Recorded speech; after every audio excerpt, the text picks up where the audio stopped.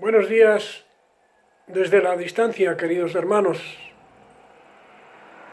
En mensajes anteriores hemos visto que la Iglesia es un organismo vivo compuesto por personas redimidas por la sangre preciosa de Cristo, que se reúnen para adorar al Dios Altísimo, para estudiar su palabra y para ponerla en práctica en su vida.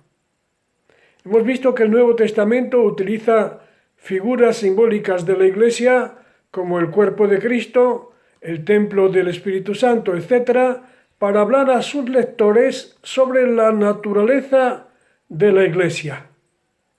La Iglesia es el cuerpo de Cristo de la que Él es la cabeza. Él la preside, la gobierna, la dirige y suple todas sus necesidades. Su seña principal, la seña principal de identidad de la Iglesia es la unidad y el amor fraternal. La Iglesia es el templo del Espíritu Santo. Él mora en los creyentes, les da dones para el servicio y los ayuda a producir el fruto perfecto, el fruto ideal, que es el fruto del Espíritu Santo, que como hemos visto en otras ocasiones tiene 9 características. Gálatas capítulo 5, versículos 22 y 23. Hoy, Dios mediante, hablaremos de lo que se requiere para entrar a formar parte de la Iglesia del Señor, la institución que Él fundó para nuestra salvación. En el Nuevo Testamento vemos que para ser miembros de la Iglesia es preciso que se produzca un cambio radical en la persona, cambio que consiste ni más ni menos que en volver a nacer, que en nacer de nuevo por la gracia de Dios. Como dijo Jesús a Nicodemo, de cierto te digo, que el que no naciere de agua y del Espíritu no puede entrar en el reino de Dios. Está claro que el reino es la Iglesia, el reino de Dios es la Iglesia, el reino de Dios es el cuerpo de Cristo, el reino de Dios es el pueblo de Dios. Y aquí está claro, expresado por nuestro Señor, que el que no naciere de nuevo de agua y del Espíritu no puede entrar en el reino de Dios, no puede entrar a formar parte de la Iglesia. Puede que sea miembro de la Iglesia visible, de la que muchas personas puede que formen parte sin serlo, pero no de la Iglesia invisible. El nuevo nacimiento solo puede ser realizado por Dios. Nadie más puede llevarlo a cabo. Ahora, antes hay algo que la persona tiene que hacer, porque como dijo Agustín de Hipona, un filósofo cristiano del siglo XIII, Dios que te creó a ti sin ti, no puede salvarte a ti sin ti. Dios quiere salvar, quiere perdonar, quiere redimir. Dios quiere que las personas vengan a formar parte de su pueblo. Pero si las personas se niegan, si las personas no quieren, si las personas no ponen de su parte, insisto en lo que dice Agustín, Dios que te hizo a ti sin ti, que te creó a ti sin ti, no puede salvarte a ti sin ti. Entonces, antes de nacer de nuevo, es necesario que la persona crea en Cristo, crea en el Señor Jesucristo. La fe es esencial para el nuevo nacimiento, como dice San Juan en el prólogo del Evangelio que lleva su nombre. A todos los que le recibieron, a los que creen en su nombre, les dio potestad de ser hechos hijos de Dios. Es decir, que el nuevo nacimiento es obra de Dios, es algo que hace Dios, pero lo hace en las personas que han recibido a Jesucristo como Señor y Salvador, a personas que han creído en Él y le han abierto la puerta de su corazón. Esos nacidos de nuevo de los que habla el verso 12 que acabamos de leer, a todos los que le recibieron, a los que creen en su nombre, esos nacidos de nuevo hicieron dos cosas. abrir su corazón a Jesús y creer en su nombre. Abrir el corazón, recibirle, significa creer en todo lo que Él dice sobre sí mismo y en esforzarse en vivir de acuerdo con ello cada día. Dios produce el nuevo nacimiento en personas que creen, personas que tienen una relación íntima y personal con su Hijo Jesucristo. Como dice San Pablo cuando escribe a los Corintios, si alguno está en Cristo, si alguno ha recibido a Cristo, si alguno tiene comunión con Cristo, nueva criatura es. Las cosas viejas pasaron, he aquí, todas son hechas nuevas. Para que una persona llegue a ser una nueva criatura, es preciso que Cristo viva en ella y que la persona viva en Cristo.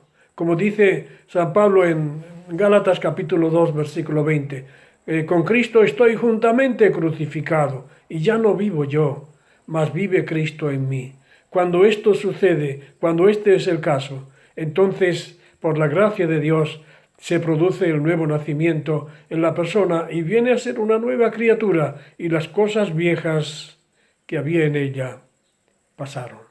Ahora, insisto, el nuevo nacimiento, hermanos, es obra exclusiva de Dios, como indica el autor sagrado inspirado por el Espíritu Santo, cuando dice, refiriéndose a los nacidos de nuevo, los cuales, los nacidos de nuevo, no son engendrados de sangre, ni de voluntad de carne, ni de voluntad de varón, sino de Dios.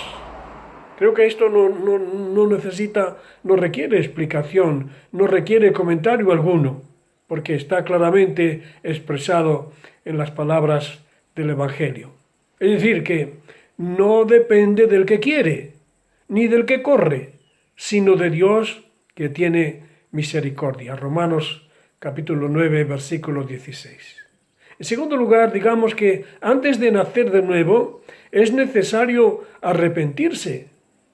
El arrepentimiento es indispensable para toda persona, porque es imposible que alguien sea salvo, es imposible que alguien pueda entrar en el reino de Dios sin haberse arrepentido primero. Mira lo que dijo Jesús a algunos que pensaban lo contrario. Él dijo, os digo no, antes si no os arrepentís, todos pereceréis igualmente. Hay personas que creen que ellas no roban, no matan, no hacen daño a nadie y que por lo tanto ni necesitan creer ni necesitan arrepentirse. Pero el Señor dice que es lo contrario. Antes si no os arrepentís. Se lo dice a personas que se consideran buenas, que viven la vida correcta, que merecen nacer de nuevo y entrar en el cielo. Os digo no, antes si no os arrepentís, todos pereceréis igualmente.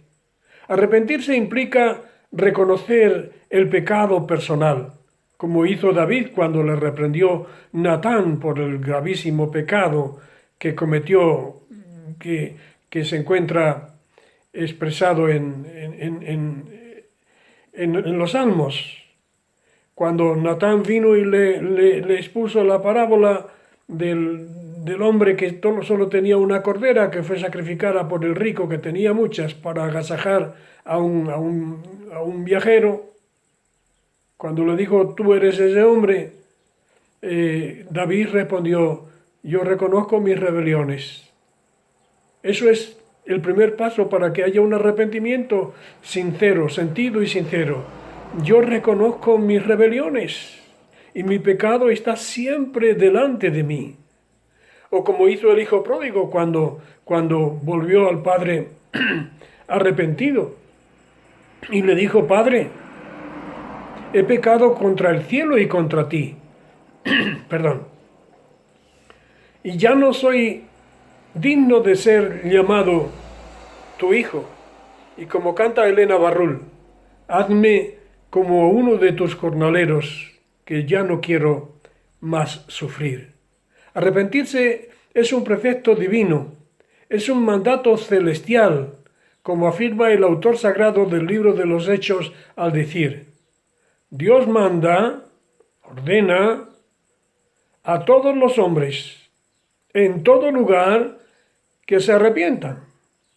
Dios manda a todos los hombres, de todos los tiempos, en todo lugar, que se arrepientan. Digamos, hermanos, que cuando Dios manda algo no es opcional.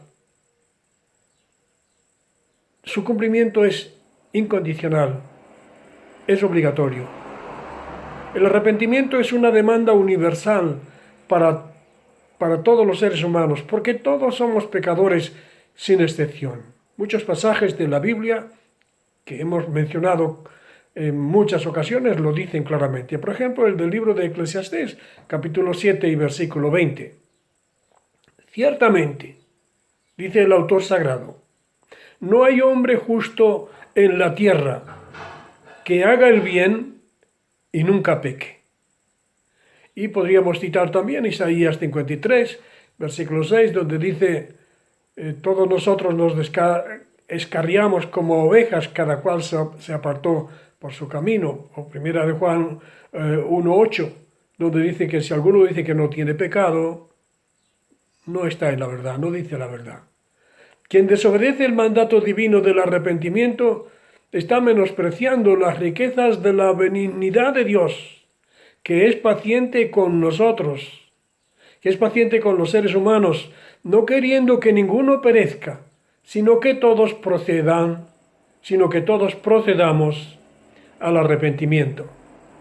La transformación y el nuevo nacimiento son obra de Dios, pero solo sucede cuando el pecador cree y se arrepiente. Fe y arrepentimiento, dice Matthew Henry y Francisco La Cueva. Fe y arrepentimiento son dos caras de la misma moneda.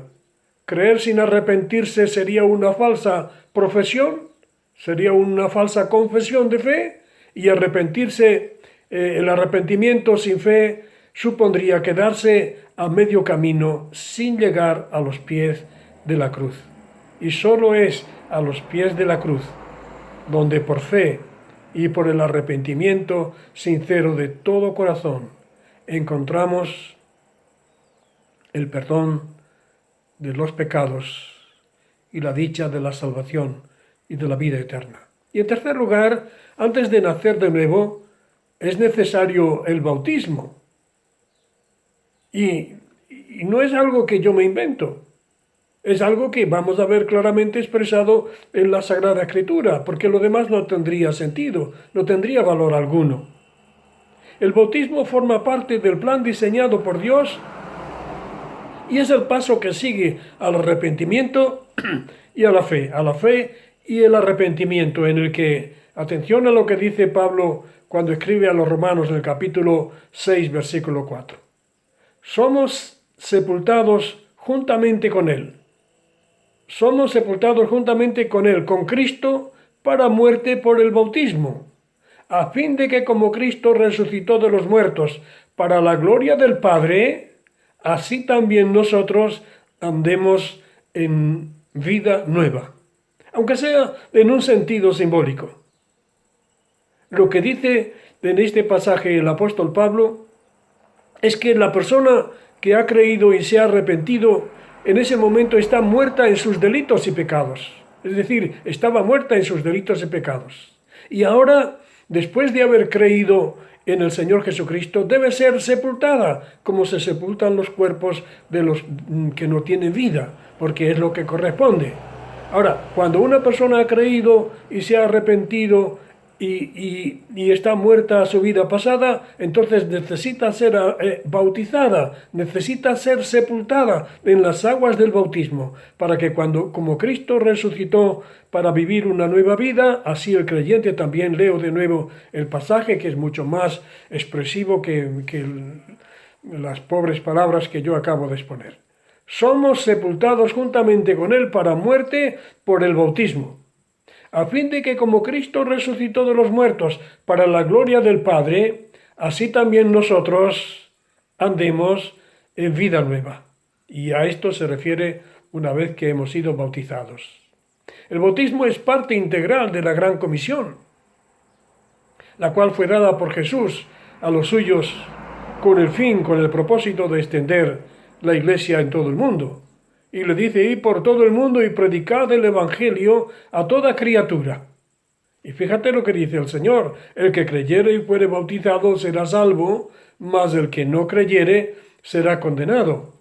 El bautismo, como hemos dicho en alguna ocasión, es una expresión que viene del griego baptizo, que significa sumergir. La persona bautizada es sumergida en el agua, sepultada en ella, como fue sepultado Jesús en las aguas del río Jordán, como vemos en Mateo 3:16, o como fue sumergido el eunuco etíope después de confesar su fe. Recuerda, iban después de predicarle el Evangelio durante un tiempo, llegan a un lugar donde hay agua y el eunuco le dice a Felipe, aquí hay agua, ¿qué impide que yo sea bautizado? Y Felipe le dice, si crees de todo corazón, bien puedes. Y el eunuco dijo, creo que Jesucristo es el Señor. Y mandó parar el carro y bajaron al agua y fue bautizado. Mandó parar el carro, descendieron ambos al agua, Felipe y el eunuco, y le bautizó. El bautismo es un mandato divino que requiere obediencia. Negarse a obedecerlo implica rechazar la voluntad de Dios, como hicieron los fariseos y los escribas del tiempo de Jesús, de los cuales dice el Evangelio. Desecharon, la gente del pueblo y los publicanos aceptaron el bautismo de Juan y fueron bautizados, pero los escribas y fariseos lo desecharon, lo rechazaron, y dice el Evangelio, desecharon los designios de Dios respecto de sí mismos, no siendo bautizados por Juan. En el acto del bautismo, el creyente se identifica con la muerte y la resurrección de Cristo, símbolo de la nueva vida. Ernesto Trenchard dice, citando al profesor F.F. Bruce, el bautismo del cristiano es un entierro simbólico en el que finaliza el antiguo orden de la vida, para dar lugar al nuevo orden de la vida en Cristo. Resumiendo, hermanos, la enseñanza sobre la fe, el arrepentimiento, y el bautismo se aplicó el primer día de Pentecostés después de la ascensión de nuestro Señor. Y los que la siguieron, los que cumplieron el plan que el apóstol Pedro les planteó, entraron a formar parte de la iglesia ese mismo día. Recuerda lo que sucedió a grandes rasgos. Pedro concluyó el mensaje predicado diciendo a sus oyentes, sepa pues ciertísimamente toda la casa de Israel que a este Jesús, a quien vosotros crucificasteis, Dios la ha hecho Señor y Cristo. Hechos 2:36. Y muchos de los oyentes, convencidos de pecado, de su pecado, convencidos de que eran culpables de la muerte del Hijo de Dios, dijeron, varones hermanos, ¿qué haremos? Es decir, ¿hay solución para nosotros? ¿Hay solución para nuestro problema? Y la respuesta de Pedro fue clara, concreta y contundente. Pedro les dijo, arrepentíos y bautícese cada uno de vosotros en el nombre de Jesucristo para perdón de los pecados, y recibiréis el don del Espíritu Santo. Vemos también luego en dos pasajes, 41 y 47 del mismo capítulo 2, que los que oyeron el mensaje y siguieron las instrucciones dadas por el apóstol, fueron hechos miembros de la iglesia por el propio Señor. Dice así que los que fueron bautizados, los que recibieron su palabra fueron bautizados, y se añadieron aquel día como 3.000 personas. Y por si hubiera alguna duda sobre quién es el que añade, en el verso 47 dice, y el Señor añadía cada día a la iglesia a los que habían de ser salvos. ¿A quiénes añadía el Señor a su iglesia? A los que habían creído en Jesucristo, en el Hijo de Dios, a los que se habían arrepentido de sus pecados, los que fueran, y a los que habían bajado a las aguas del bautismo. Este es el plan de Dios para formar parte de su iglesia y de su reino. Que Él nos ayude, queridos hermanos, a ser hacedores de la palabra y no tan solamente oidores, porque recuerda lo que dice el Maestro: no todo el que me dice Señor, Señor, entrará en el reino de los cielos, sino en el reino de los cielos, que hemos dicho que también es el reino de Dios y es la Iglesia, sino el que hace la voluntad de mi Padre que está en los cielos. Y que Dios nos ayude también a presentar fielmente el plan de salvación de Dios, como dice el apóstol Pablo, perdón. Procura con diligencia. Se lo dice a Timoteo, se lo dice a los pastores y predicadores que hablan en la iglesia, pero se lo dice también a los cristianos que evangelizan, que cumplen la gran comisión. Procura con diligencia presentarte a Dios aprobado, como obrero que no tiene de qué avergonzarse, que usa bien, que traza bien, que expone bien, que predica bien la palabra de verdad. Dios nos bendiga.